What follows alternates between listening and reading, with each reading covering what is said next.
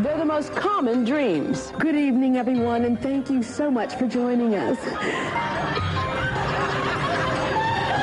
Why are you all laughing at me? Oh! Why am I naked? Where are my clothes? Why are my clothes falling out?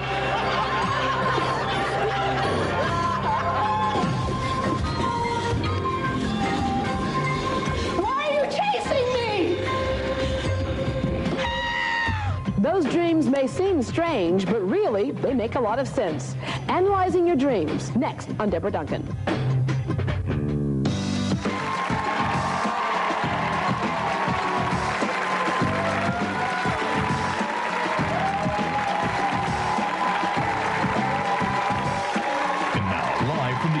Channel 13 studios, it's Houston's own Deborah Duncan. Good morning, everybody, and thank you so much for joining us. We hope you had a nice night's sleep. All right, how many of you have ever had that dream that you were falling? Yeah, the dream that you were flying? Yeah, or the dream that you were running really, really late for an important appointment. How many of you had that? And you just can't seem to get there. Well, all of us dream, even if you don't remember the dream when you wake up. And those dreams, as confusing as they may seem, have a purpose. Our guest today will analyze your specific dreams here in our studio audience and for those of you at home as well. Joining us are Dr. Gail Gross and Alice Metcalf, who have both studied and researched dreams. Good morning, ladies. Hi. Okay, well, before we get into analyzing specific dreams that we've all pretty much had, what is the purpose of dreaming? It really does have a purpose. Yes, dreams inform us. They tell us what's been, what is, what's up for us in a health perspective, in a life perspective. A dream is a bridge to the unconscious, a letter from God. And if we know how to tune in and we understand the universal symbology, then we know not just what's coming up, but how to deal with it, how to choose to deal with it. That's living consciously. It's interesting, there's that old phrase of, I don't know if I can figure that out right now or not, I'll sleep on it. So obviously, there's some truth to that. That's right. Dreams are our source for creativity. So many inventions have come from dreams, and it's the unconscious, and it's where we can figure out things. Okay. Actually, nothing comes that doesn't come from a dream. In other words, every inventor, every musician, every composer, every artist will say their aha experience came when their defenses were down and they were sleeping. It's interesting. We did a show not long ago on how to make millions from home, and there's this woman who has these handbags. You may have seen them. A lot of the movie stars are carrying them. They have the flowers on them, these little evening purses. That came to her in a dream. She just dreamed that she was gluing flowers on all these little evening bags, and she woke up the next day and just had to make it. Well, make a long story short, she's making millions of dollars now. Okay, some of the more common dreams that most of us have had. One is that your teeth are falling out. It seems to make no sense at all, but what does that usually symbolize? Well, teeth have a lot to do with aggression, assertiveness, sexuality. So you have to see the dream in context. To sort of just say, well, teeth mean, that's what the little books say. And those little dream books aren't bad. They're really about accessing your own unconscious. So they give you a cue, a way to sort of work your dream, sit in the soup, and bring it to consciousness. But then you have to put that access into the symbology of your own life, into context. Yeah. And that's when you know what it means for you. Let's say you're naked. A lot of us have had that dream. You're like standing there and all of a sudden everybody's staring at you and you go, hey, where are my clothes? In those kind of dreams, you're feeling, usually people are feeling very exposed, overexposed in some way in their life. They're feeling very vulnerable. And so it's a matter of looking at some place in their life where they're feeling not adequate. Yeah. If you have a speech the next day, you could very easily have that dream of being naked the night before. Okay, we have some folks in our audience, and several of them have some of those common types of dreams. And we have Kathleen Johnson, and you had that dream about being chased, but yours is being chased by something, not like a monster or something. What is it that's chasing you? No, I've had dreams of being chased by food. Food, anything that deals with eating, like eating utensils, plates chasing you. Baked Kathleen, potatoes. It's only an hour show. I don't know. I don't.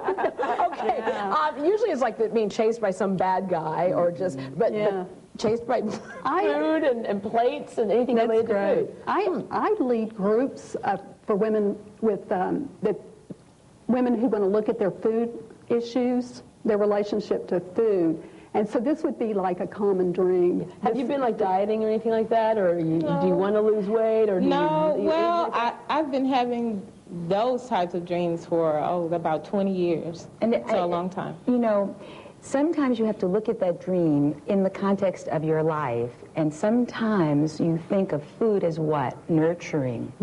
So when we dream of food, we're usually looking at something that we're not being filled up with, something that would add to our vitality.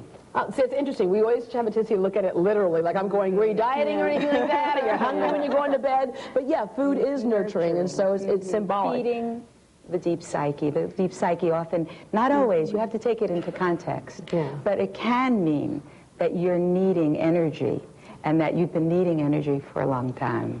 All right, that dream about falling. How many of you have had that? You're just falling in your dream, falling, falling, falling. Yeah. Okay, well, Chad has had that dream. And Chad, can you give us just a little bit of that dream?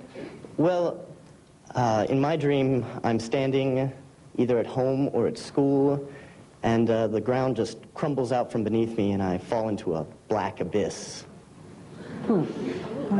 It's pretty frightening. With falling dreams, there's a sense that you're not feeling grounded in your life. There's some, in some way, you're shaky in some area of your life, and you might want to look at where do you not feel stable.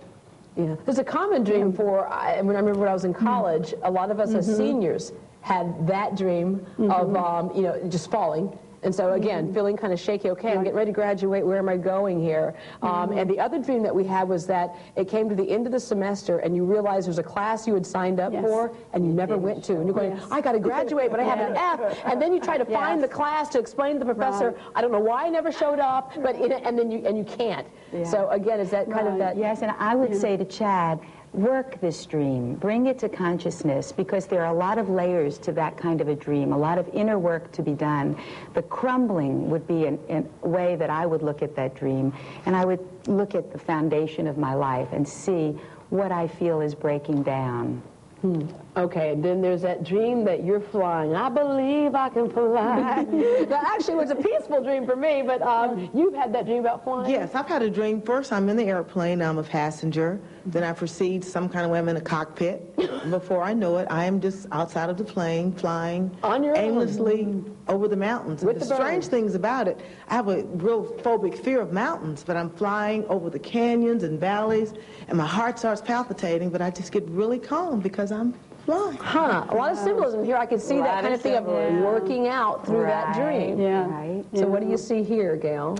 Well, these kinds of dreams, flying, it's all about liberation, freedom, but the polar opposite of that is to look where you're constrained.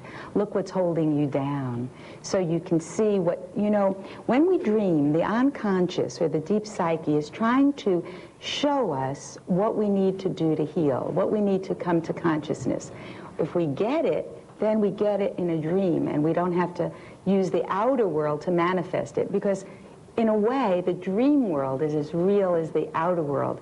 The Aborigines believe that it's an inner dream and an outer dream, and if you don't get it on the inner level, then you get it on the outer level. So you're dreaming of freedom and flying and rising above it all. And so something can be holding you back.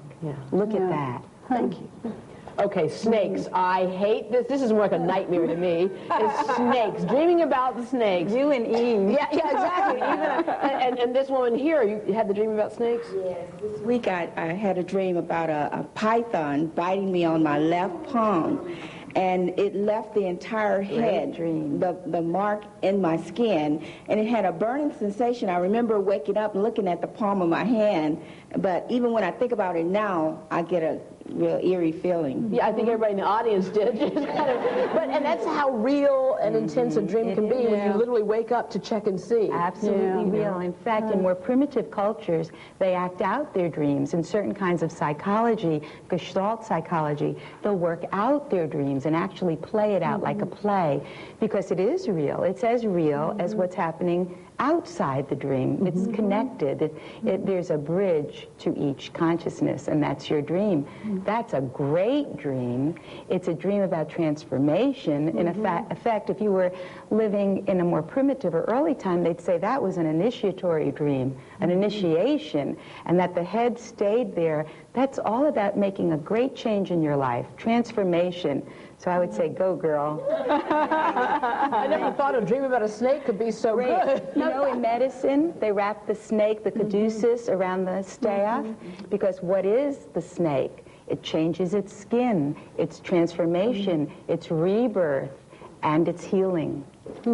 Okay, well, that's a look at some of the more common dreams. But if you have a dream you want to analyze, you can call the Deborah Duncan Show at 713-390-5130. Up next, what it means if you dream about getting caught in ocean waves and you can't escape, or you just can't seem to read phone numbers or remember them. We'll tell you what that means up next.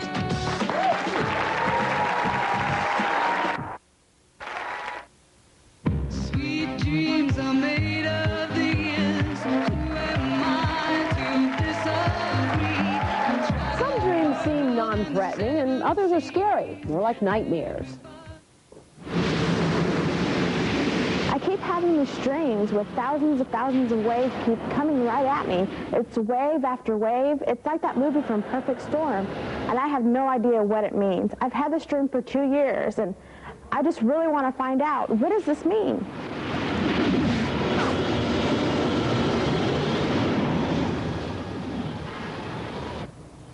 I get sweaty palms just looking at that because I am so afraid of like deep water like that. But she's with us this morning, Gail, and she would like to know, what does this mean? There's several things going on in Marcia's life, and so that can kind of tie into why she's feeling like this. So, Marcia, you're like, are you lost in the water and you're just trying to get out and you can't? No, I'm just more or less just trying to go through it and just let it happen, but I've got to prepare for it. I see it coming, and I'm going, okay, hold your breath.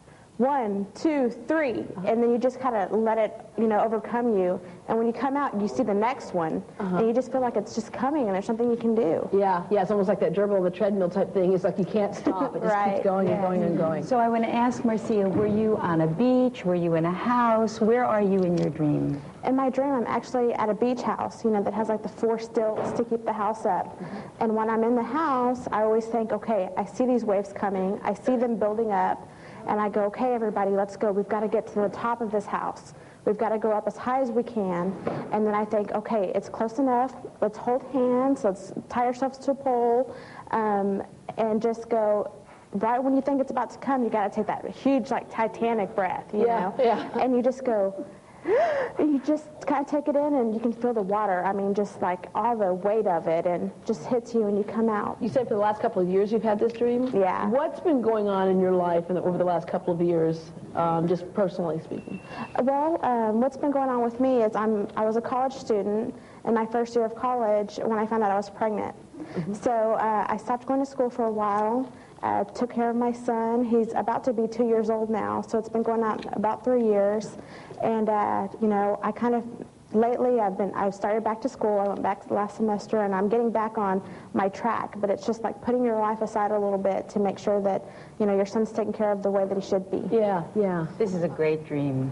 The beach is always the connection to the ocean, and the ocean is the unconscious. So the connection to the unconscious, or the bridge, is what's happening here. So you're about ready to really face the unconscious. And we don't call it unconscious for nothing. It's unconscious, and it's very scary, and we don't know very much about it, but it's most of who you are. And that your house was on stilts, and that those legs were 4. 4 is quaternity. In dream work, numbers are so important because they're archetypes, they're symbols for what year, what's happening, what's going on. You had 2 numbers. You held your breath. 1, 2, 3. 3 is a very important number. It tells us about truth. It tells us about change. And your breath is life. So it says that your life right now is on hold in a deeper meaning, and you have to look at that by bringing this dream to consciousness. So 1, 2, 3, your life's on hold.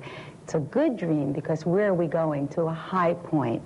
The house, of course, is unstable. It's on 4 legs, but we know that it's soon going to transform. It's unstable because those little stilts won't hold very well. Therefore, your feeling in your life, which is, the house is you. The house represents the body. Mm-hmm. The house feels unstable, but 4 is quaternity, so it's coming to wholeness. It's making a transformation. But what are you right now? And this always is the chaos, the calm, before the storm. Yeah. We always get the chaos before we have change. So the chaos is overwhelming you. That's why it's wave after wave after wave. You're overwhelmed, you're anxious, yet we know this dream is going to have a good outcome. Your future is going to have a good outcome. Where are we going? Not down, deeper into the unconscious. You've done work there already. We're going up to the high point. Okay. Very good dream, Marcia. Well, how frustrating is this? In Julie Baldwin's dream, she's trying to reach out and touch someone. Problem is, something keeps getting in the way. I have this reoccurring dream that I'm having a problem with making a phone call. Either I can't remember the number, or the phone's messed up, or something happens that I can't get to the phone, but it's always revolving around a telephone. I'd like to know what that means. I do not understand this command. Please try again. Well, Julie, that happens to me every day with my phone, but I think that's like a little technical error on my part. But just a little bit about what goes on in your life. What goes on in my life? Well, I have a 2, 3, and a 4-year-old, if that tells you anything. So I could never get to the phone. But this dream has been happening long before that. I mean, this dream has been happening for as long as I can remember. Wow. And it's just some certain level of frustration with the telephone. That the phone is broken, or I can't remember a number. The flip side to that being that in this dream, occasionally a phone number will come to me from my past that I have no business remembering it, but it will just come to me in this dream to the point where I'll even remember it for the first few minutes I'm awake, but then I don't retain it. But it's always something revolving around making a call. Yeah, and it's interesting that both Marcia and Julie say they've had these dreams for a long time. Mm-hmm. I've had dreams like a couple of times, but never for like a long time. And you're saying for almost as long as I can dream. When they repeat like this and they're intense, that's because something is trying to come to consciousness. Something deep in your psyche. Some maybe familiar structure, some personal issue about what? Disconnect, telephone communication. Mm-hmm. So numbers are symbols. They're archetypal symbols. They tell us that they mean something to us that we're not reaching, that we're not connecting to in this particular kind of dream, because you have to dial them to get somewhere, and you're not able to remember them. So something here has to be put back together. Remember, reorganize, reconnect. So I would go back to the family structure, and I'd look at what wasn't being valued that I was saying, who wasn't hearing me, who couldn't I communicate with. And if you work this dream, you sit in the soup, it'll be delicious. You'll bring it to consciousness. So a lot of times related to relationships in the past. Mm-hmm. Does that make sense to you at all? Well, definitely not anything having to do with my family relationship. I had a wonderful family relationship, but it may have been some other outside relationship, but definitely not family. Okay. Mm-hmm. Well, so you think you rarely dream or don't dream at all? In fact, how many people think you just don't dream at all? Some of you say you don't dream. Well, you're wrong. There's another explanation. Plus, find out what your dreams mean. We're taking your calls next.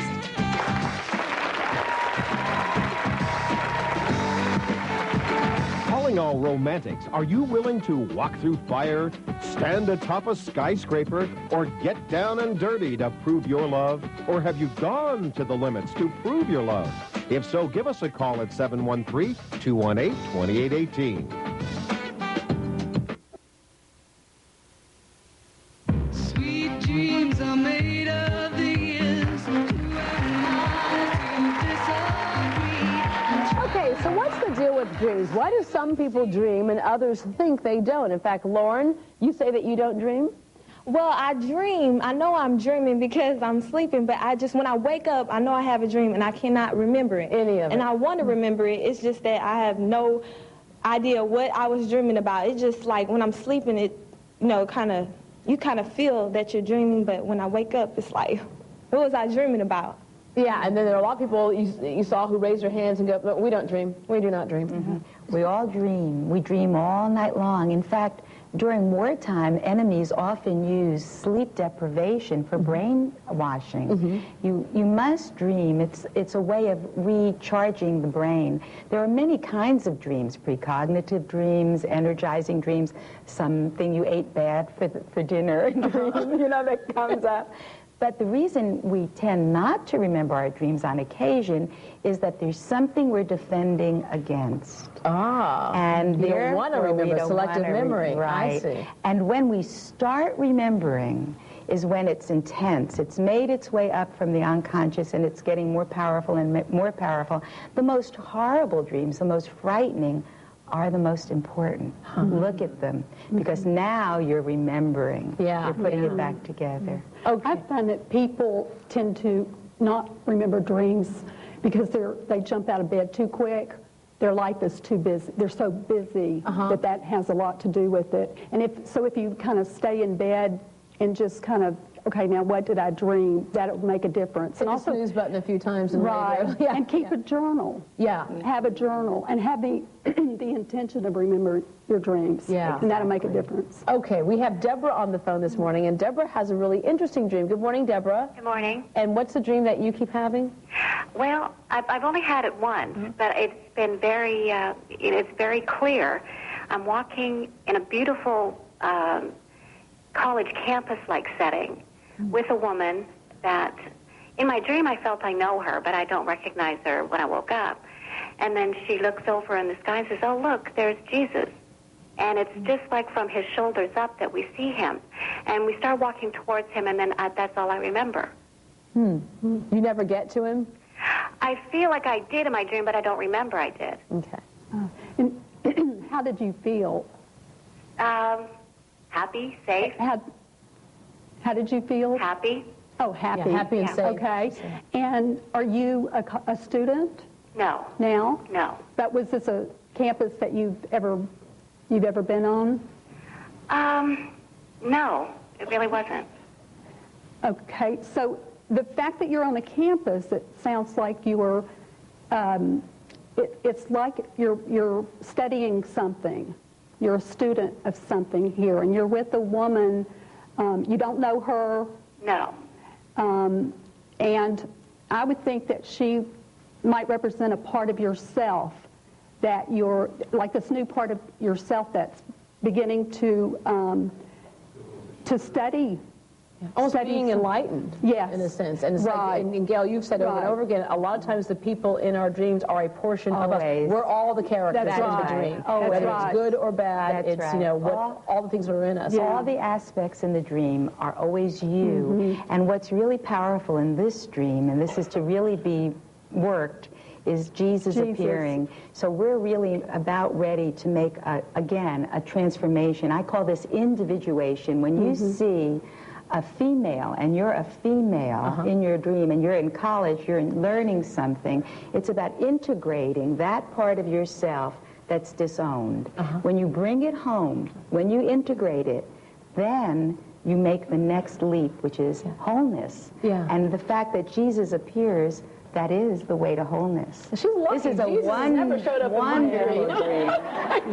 All right. Wonderful dream. Can dreams predict if you're going to get sick and even die? Dr. Gross says she's living proof. Her story is next, plus more on your dreams.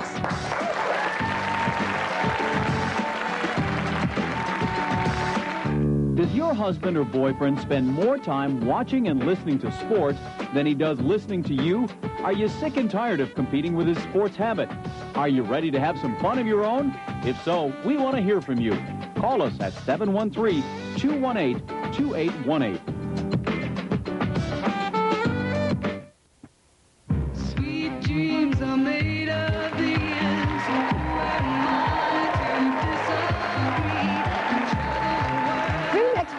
if you listen to your dreams and learn to interpret them, they'll tell you everything, even when danger is near. And we have Cynthia on the phone this morning that has a very disturbing dream. Good morning, Cynthia. Good morning. And what do you dream? Since I was about 13, I'm 43 now, and I've been having dreams of being entombed, put into a casket where I can see the lid being put down, and I wake up just sitting straight up in the bed in the cold of the night, and I don't understand what this is about. I've had cancer. I've been through it. I feel like I've walked through the fire and come through the other side. But these have persisted since I was young, and I'd like to know what it means. This is a health dream. And Deborah, this is let me point out, before we were in the commercial break, I told Gail, I said, she's having a dream about being in a coffin, and that's all I said, and the first thing you said was health dream. Right. And it's interesting you say that you had cancer. Yes. Yes. This is a health dream, and you know, it's just something to really look at. If I were you, I would go and have a checkup. It's that kind of a dream. It's informing you that you need to take a look. That doesn't mean anything is really wrong, but it means that you need to take a look. Yeah. And dreams can do that. It happened to you in your life. Happened to me. I dreamt one night in June. In fact, June 25th to be exact. Some of us can't even remember our dreams, and you're remembering dates and things. Okay. I even really put them in, of course, journals and categories. But I dreamed that I was in a house. Of course, the house is the body. And that my shutters were bowed, and your shutters, your eyes. Actually, even more succinct, really your corneas. And so I called Dr. Solar, who is across the street from our office, and I said, "Can you squeeze me in?" She said, "Oh, gee, Gail, okay, I'll see you at the end of the day." I went in, she did an eye exam, she said, "There's something wrong with your eyes." I said, "My corneas." She said, "Yes." I said, "What is it?" She said, "Well, the least it could be is inflammation. The worst it could be is degeneration." I said, "Well, what do you think it is?" She said, "We're going to get you into a corneologist tomorrow." So I already knew that it was serious. I went to the corneologist, and sure enough, my corneas were bowed. They were atrophying, and they were wavy on the bottoms. It's what you saw in your dream. Just what I saw in my dream. And the doctor said mine was, and in the dream, actually, the answer was, the dream told me that it wasn't going to be serious, that even though it was a serious diagnosis, I would be okay. And the doctor said, "You know, Gail, your eyes this is progressing so slowly that actually you'll outlive the problem." You'll be like 150 by the time it becomes a problem. Right. Okay. There's another story of a dream about death, possible death. My greatest teacher that I studied with for 10 years in relation to dream work, Dr. William Brujoy, a medical doctor, told me this dream. In fact, it's in one of his books, In Joy's Way, and people are always asking me about dream books. I always just say his are the only ones, Avalanche and In Joy's Way. And he writes in that first book about having an episode where he had a dream that told him his health was poor, and he felt fine. Nothing was wrong. Nothing indicated in any way that there was anything wrong, but he went to Mayo and had a checkup. The doctor said, "Dr. Joy, you know you have cancer, and not only cancer, but pancreatic cancer." Yeah, one of the and we toughest all ones. know that's one of the toughest. And in your case, we see on this x-ray that it's metastasized because we see a shadow. Basically saying there's nothing we can do. You have a few years. Chemo can make it a gentler 2 years. But the dream that he had of a man in a boat on a river? Then he went home to work this. He said, "Before I take any action, I want to go home and do some inner work." So he went home to do some inner work, and he had a dream. And in the dream, he sees a man in a boat crossing a river. And we all know from the mythology that's universal, a river is a symbol of potential death. However, we all know if we reach the other side, we don't die. And in this dream, he saw a boatman, and the boatman had red hair and a red beard, and he was taking his boat to the other side, and he did make it. Not only that, but a shield, a plexiglass shield, protected him from the waves as he crossed this ocean. Okay, so he gets to the other side, but in his real life, he's told this cancer has advanced too far. We can't do Basically, anything we'll give you about 6 months, and that's it. Exactly. Who's the man who shows up who says, "I might be able to do something"? So he goes to the top specialist in what they call the Whipple surgery, where they lop off the top third of the pancreas only if you don't have metastasized cancer. And even then, a lot of people don't survive this surgery because it's so traumatic to the physical body. They practically have to take everything out and reorganize it. So he waits for this specialist for 2 weeks to come back into the country. He sits in the office. There are his x-rays, and the expert says, you know, Dr. Joy, we could do the Whipple if it hadn't metastasized, but yours has metastasized, and we can't do anything about it. You're a medical doctor.